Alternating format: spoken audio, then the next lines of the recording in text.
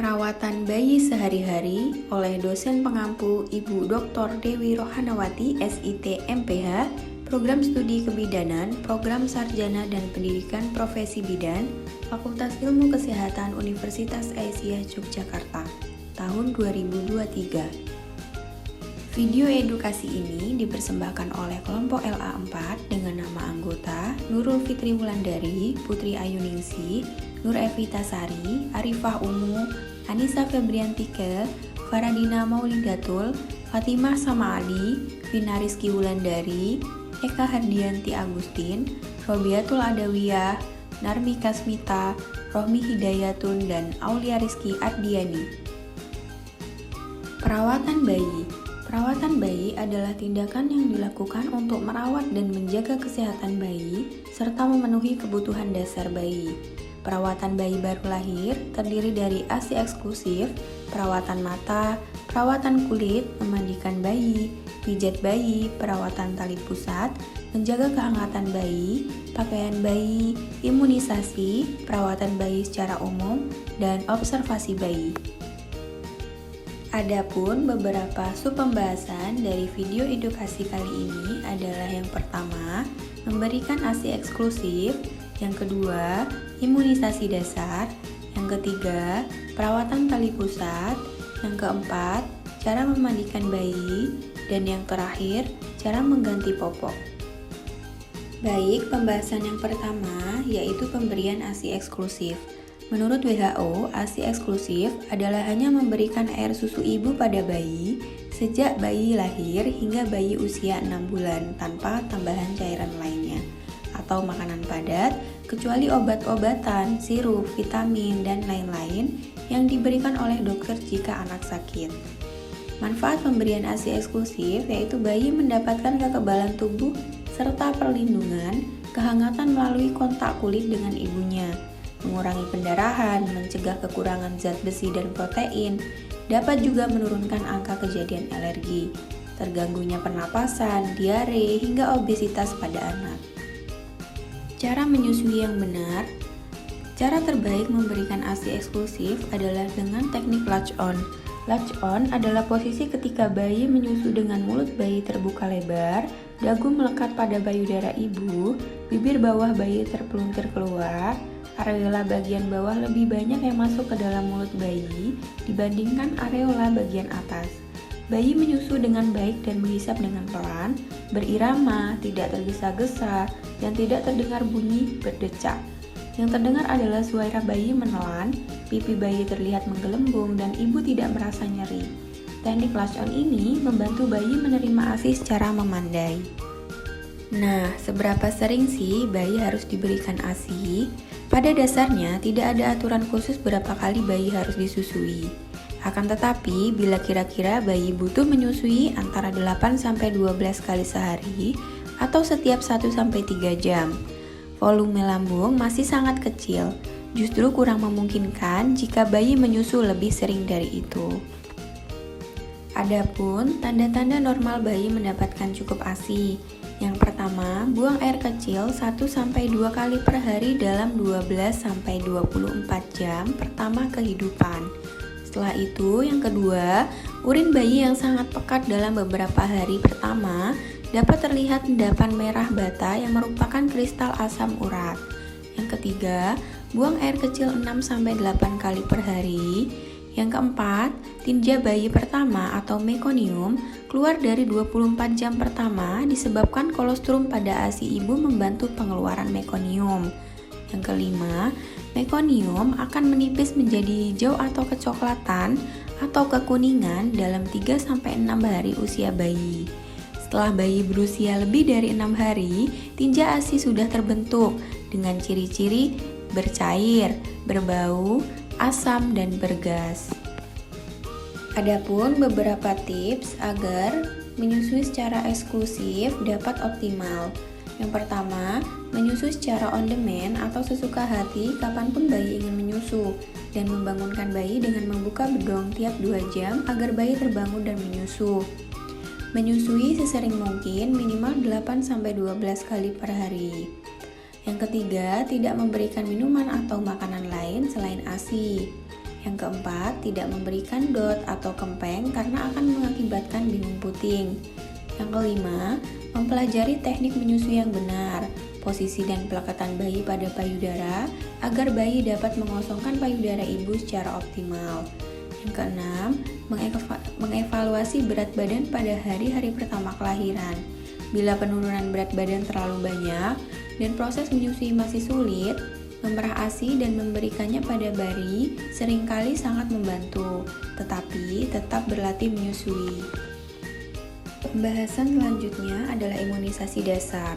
Imunisasi merupakan upaya untuk meningkatkan kekebalan secara aktif terhadap suatu penyakit. Imunisasi tidak hanya melindungi seseorang, tetapi juga masyarakat dan komunitas atau disebut dengan herd immunity. Upaya pencegahan yang paling efektif dan terbukti membuktikan kontribusi yang cukup besar dalam penurunan angka kematian bayi dan balita di Indonesia adalah dengan imunisasi. Nah, adapun jadwal imunisasi yang perlu Bunda ketahui. Yang pertama ada vaksin hepatitis. Vaksin ini diberikan kepada bayi segera setelah lahir sebelum 24 jam. Setelah itu ada vaksin polio, ada vaksin BCG, diberikan setelah bayi berusia 1 bulan. Setelah itu ada vaksin DTP, diberikan ketika bayi berusia 18 bulan. Setelah itu ada vaksin Hemophilus influenza, diberikan saat bayi berusia 18 bulan. Setelah itu ada vaksin PCV, diberikan saat bayi berusia 12-15 bulan. Setelah itu ada vaksin RV, diberikan ketika bayi berusia paling lambat 32 minggu. Setelah itu ada vaksin influenza, diberikan saat bayi berusia 9 tahun ke atas dan dilakukan cukup hanya sekali. Setelah itu ada vaksin MR atau MMR, diberikan kepada bayi saat bayi berusia 12-15 bulan. Setelah itu ada vaksin J. Vaksin ini diberikan saat anak berusia 1-2 tahun. Setelah itu ada vaksin varicella yang diberikan pada anak saat anak berusia 1-12 tahun. Setelah itu ada vaksin hepatitis yang diberikan saat bayi berusia lebih dari 12 bulan. Setelah itu ada vaksin tiroid yang diberikan saat anak mulai berusia 2 tahun. Setelah itu ada vaksin HPV yang diberikan saat anak menginjak mulai usia 15 tahun. Setelah itu ada vaksin dengue yang diberikan saat anak menginjak usia 9-16 tahun. Nah, pembahasan selanjutnya adalah perawatan tali pusat. Menurut WHO, perawatan tali pusat dengan cara terbuka atau dengan tidak dibungkus apapun sangat direkomendasikan karena aman, sederhana, murah, dan praktis. Tali pusat secara alami dapat menebal dan mengencang yang menyebabkan aliran darah pada sisa pembuluh tali pusat terhambat atau bahkan berhenti. Nah, adapun cara merawat tali pusat, yang pertama, cuci tangan terlebih dahulu dengan menggunakan air mengalir dan sabun ketika akan membersihkan tali pusat. Yang kedua, gunakan kain yang lembut dan juga hangat untuk mencegah infeksi. Jika saat memandikan bayi tali pusat terkena air, maka harus segera mengeringkan menggunakan kasa. Caranya, cukup bersihkan menggunakan air hangat dan kain lembut atau kain yang dapat menyerap air. Setelah itu, keringkan tali pusat agar tidak terkena infeksi akibat lembab atau kuman yang menempel. Selanjutnya, agar cepat kering dan lepas, sebaiknya tali pusat bayi tidak dibungkus dengan apapun. Hal tersebut bertujuan agar udara dapat masuk dan akhirnya tali pusat mengering dengan sendirinya. Setelah itu, gunakan baju yang sedikit longgar agar tidak mengganggu tali pusat bayi yang belum kering. Nah, adapun cara dan persiapan memandikan bayi. Yang pertama, persiapan ruangan. Ruangan harus tertutup agar bayi tidak kedinginan. Yang kedua, gunakan waslap dengan 2 waslap. 1 waslap untuk membersihkan wajah dan badan, 1 waslap untuk daerah kelamin. Setelah itu, siapkan kapas untuk membersihkan kotoran di sekitar mata, telinga, dan alat kelamin. Dan yang terakhir, siapkan perlak diletakkan di atas meja ganti. Sebelum memandikan bayi, terlebih dahulu Bunda melengkapi perlengkapan bayi. Yang pertama ada handuk, sabun dan sampo khusus bayi, pakaian ganti seperti bedong bayi dan popok, air hangat, tuangkan air hangat ke bak setinggi 1/4 bak jika ukuran bak cukup besar atau setengah bak jika ukurannya kecil. Ukur kehangatan bayi dengan mencelupkan siku lengan atau dengan menggunakan termometer. Nah, adapun cara dan langkah-langkah memandikan bayi yang perlu Bunda perhatikan. Yang pertama, letakkan bayi di atas perlak, lepaskan seluruh pakaiannya. Yang kedua, jika buang air besar atau buang air kecil, bersihkan dengan kapas.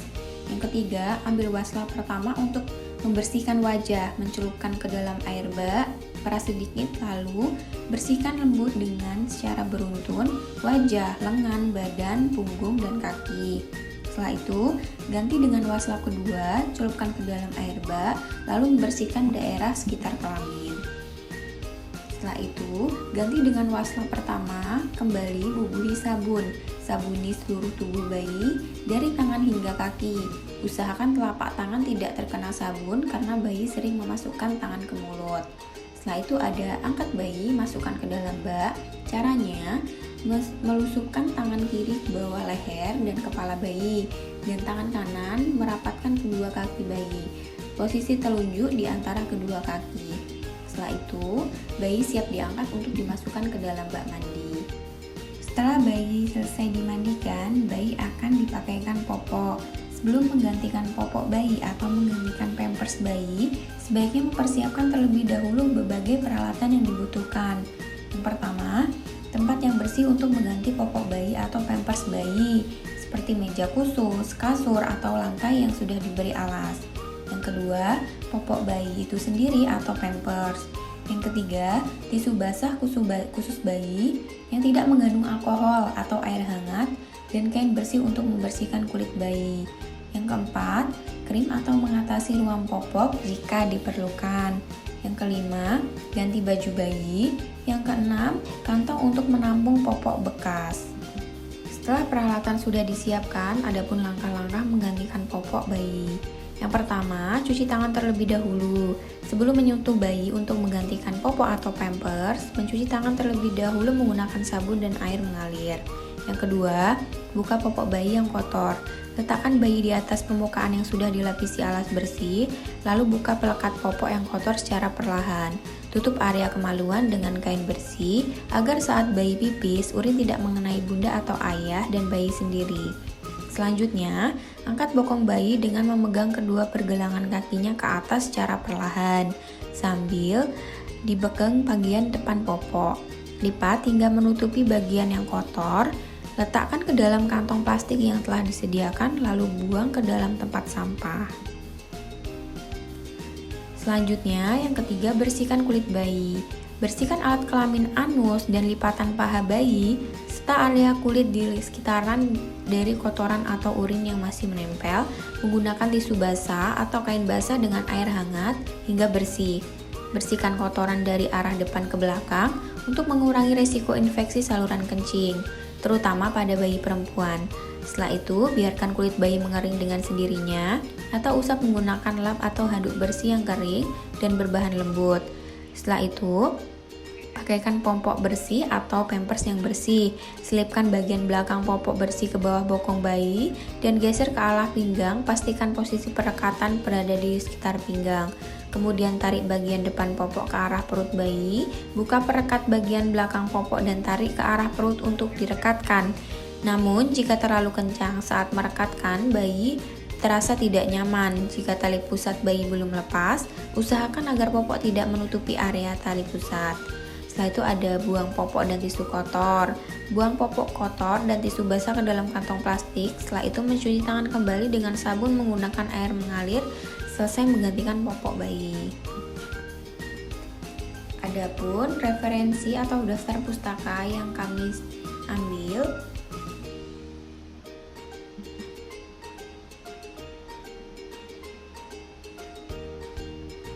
nah, mungkin itu tadi video edukasi mengenai perawatan bayi baru lahir dari kelas LA 4, lintas jalur 1, angkatan tahun 2022, Universitas Aisyah Yogyakarta. Terima kasih.